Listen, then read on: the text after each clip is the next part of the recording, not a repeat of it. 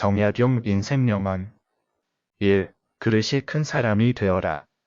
정약용은 500권이 넘는 책을 남겼고 백성을 위해 평생을 바친 실천적 학자였습니다. 그는 말합니다. 큰 그릇은 쉽게 가득 차지 않는다. 가득 차지 않으니 쉽게 넘치지도 않는다. 삶의 문제, 인간관계, 불안, 경쟁, 고리, 이 모든 것을 껴안고 품을 수 있는 큰 그릇의 사람이 되는 길.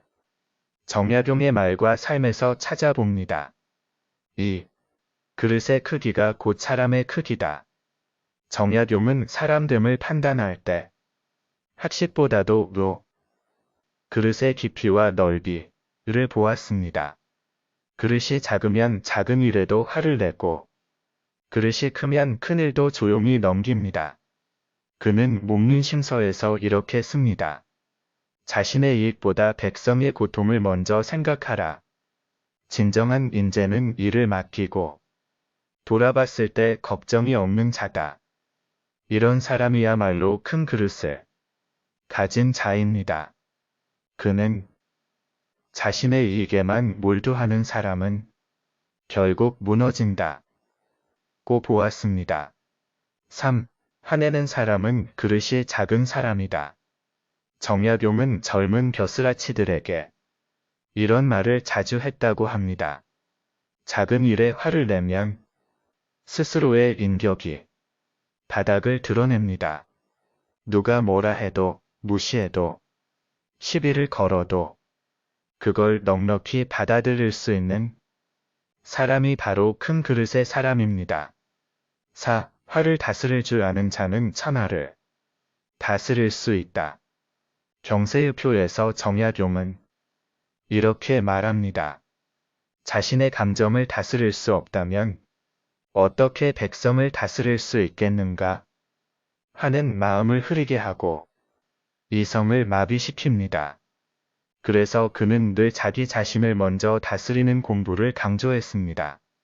그가 생각한 진짜 공부는 책을 읽는 것이 아니라 스스로의 마음을 매일 단련하는 것이었습니다. 5. 일을 맡겼으면 믿고 실수를 용서하라. 정약용은 일을 맡기고도 끊임없이 간섭하거나 불신하는 리더를 경계했습니다. 있는 여유가 지도자의 그릇이다. 그릇이 큰 사람은 실수를 용서하고 그 실수를 기회 삼아 상대가 더 잘할 수 있도록 길을 열어줍니다. 비판보다 격려, 통제보다 신뢰를 택합니다. 6. 작은 그릇에는 진리가 담기지 않는다. 진리는 깊고 넓은 마음에 담깁니다. 정약용은 늘 말합니다. 속 좁은 자는 큰 진리를 이해하지 못한다. 한쪽만 보고 판단하거나 자기 경험 안에서만 사고하는 사람은 결국 진리를 왜곡하게 됩니다. 그래서 그는 내가 틀릴 수도 있다는 열린 자세를 최고의 덕목으로 여겼습니다. 7. 말보다 행동이 먼저다. 정약용은 학자이면서도 늘 행동했습니다. 감옥에 갇힌 백성을 풀어주고 무너진 둑을 설계하고 백성을 위한 법을 만들었습니다. 입으로만 아는 자는 배움이 없고 몸으로 실천하는 자는 지혜롭다. 그릇이 큰 사람은 말보다 행동, 비난보다 도움, 지적보다 배려를 먼저 합니다. 8. 가장 큰 그릇은 자신을 내려놓을 줄 아는 자다. 정약용은 뛰어난 머리를 가졌지만 늘 자신을 낮췄고 겸손을 잃지 않았습니다. 스스로를 낮추는 자는 결국 모든 이의 존경을 받는다. 그는 큰 소리를 내지 않아도 자연스레 사람들이 따르게 만드는 무게 있는 사람이었습니다. 겸손은 작은 그릇에 담기지 않는 미덕입니다. 9. 그릇은 평생 넓히는 것이다. 정약용은 젊었을 때부터 마음 공부, 사람 공부, 세상 공부를 게을리하지 않았습니다. 그는 말합니다. 평생 갈고 닦아 넓혀가는 것이다. 실수하고 상처받고 오해하고 후회하는 과정 속에서 조금씩 그릇이 커진다는 사실을 우리는 잊지 말아야 합니다. 10. 마무리. 그릇이 큰 사람이 되기 위한 7가지 실천법. 정약용의 가르침을 바탕으로 우리가 일상에서 실천할 수 있는 방법을 정리해 볼게요. 실천법 설명. 1. 화를 내기 전 10초 멈추기.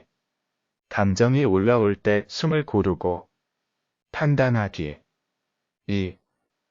상대 입장에서 다시 보기. 상대의 상황과 배경을 생각해 보기.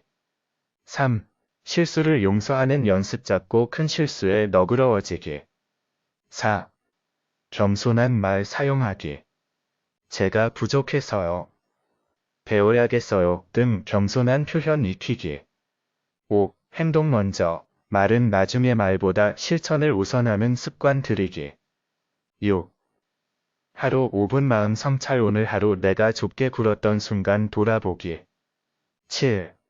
나보다 남을 높이기. 내가 아닌 우리를 먼저 생각하기. 정약용의 마음으로 오늘을 살아가다. 정약용 선생이 유배지에서 적은 글 한 구절을 전합니다. 지금은 비록 낙엽이 지는 계절 같으나 이 또한 마음을 갈고 닦을 좋은 때라 생각한다. 그릇은 고난 속에서 넓어지고 인격은 혼자일 때 더욱 깊어집니다. 우리 모두 오늘 하루 조금 더 넓은 그릇, 조금 더 따뜻한 사람이 되어 봅시다. 정약용 인생명언. 깊은 인격, 넓은 마음. 11. 세상을 품는 자가 세상을 이끈다. 정약용은 세상을 움직이는 힘센 자가 아니라 품을 줄 아는 자라고 봤습니다. 그는 많은 벼슬 길이 있었지만 늘 백성의 고통을 품는 쪽을 선택했지요. 자는 먼저 자신의 마음부터 다스려야 한다.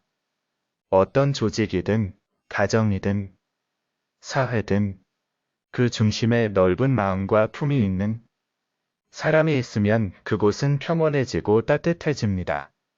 12. 삶의 중심은 욕심이 아니라 도리다. 정약용은 모든 일이 어긋나는 이유를 욕심이라 보았습니다. 욕심은 사람을 왜곡시키고 관계를 어지럽히며 결국 자신을 무너뜨립니다. 그는 항상 자신의 행위가 도리에 맞는지를 먼저 되물었습니다. 우리가 오늘 어떤 선택을 해야 할 때 이게 내 욕심인가 도리인가 되묻는 습관만 가져도 그릇은 점점 깊어집니다. 13. 지식은 마음을 키우기 위한 수단이다. 정약용은 배움을 지식이 아닌 마음의 성장을 위한 도구로 삼았습니다. 책을 아무리 많이 읽어도 마음이 자라지 않으면 그건 헛공부라고 보았죠. 아니라 마음을 비추는 거울이어야 한다. 14. 슬플수록 고요하고 고통스러울수록 겸손하라. 정약용은 유배지에서 18년을 홀로 보내며 외로움과 억울함 속에서도 누구도 탓하지 않고 늘 침묵과 독서로 자신을 다스렸습니다. 조용히 한 줄 더 적는 게 나를 지키는 길이다. 그가 고통 속에서도 무너지지 않고 더 깊은 철학과 글을 남길 수 있었던 것은 고통 속에서도 자신을 가다듬는 마음 습관 덕분이었습니다. 15. 그릇이 큰 사람은 반드시 따뜻하다. 그릇이 크다고 해서 냉정하고 단호한 것만이 능사는 아닙니다. 정약용은 인품이 큰 사람일수록 오히려 더 따뜻하고 다정하다고 했습니다. 오는 것이 아니라 따뜻한 마음에서 완성된다. 어떤 사람의 말이 날카롭고 정교하더라도 그 안에 따뜻함이 없다면 그건 사람을 살리는 그릇이 될 수 없습니다. 16. 크고 좋은 그릇은 쓰임을 가리지 않는다.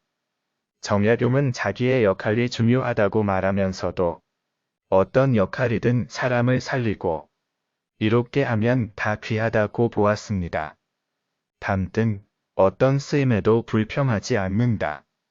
내가 지금 서 있는 자리가 화려하든 작든 그 자리를 따뜻하게 채우는 사람이 결국 인생을 아름답게 살아가는 사람입니다.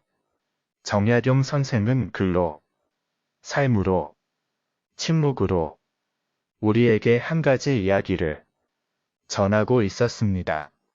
작은 일에 흔들리지 않고 작은 말에 휘둘리지 않으며 작은 이익에 눈멀지 않는 사람. 그런 사람이 바로 그릇이 큰 사람도입니다.